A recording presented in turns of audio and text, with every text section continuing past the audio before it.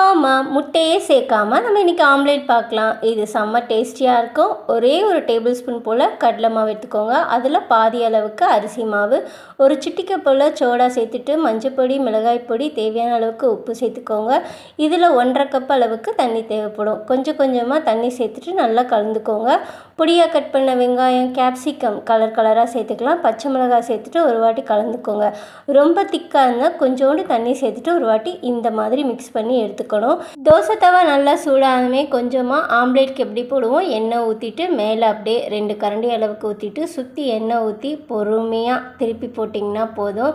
செம்ம டேஸ்டியாகவும் இருக்கும், சூப்பராக இருக்கும். முட்டையே சேர்க்காம நம்ம ஆம்லேட் சேர்த்தாச்சு. இதுக்கு கொஞ்சம் எக்ஸ்ட்ரா விட்டு மேலே கொஞ்சமாக சீஸ் தடவிக்குங்க. கொஞ்சமாக பெப்பர் தூவிட்டு சர்வ் பண்ணிங்கன்னா அடி தூளாக இருக்கும். கண்டிப்பாக ட்ரை பண்ணி பாருங்கள். எல்லாருமே என்ஜாய் பண்ணி சாப்பிடுவாங்க. முட்டை என்னங்க முட்டை, இது செம்மையாக இருக்கும்.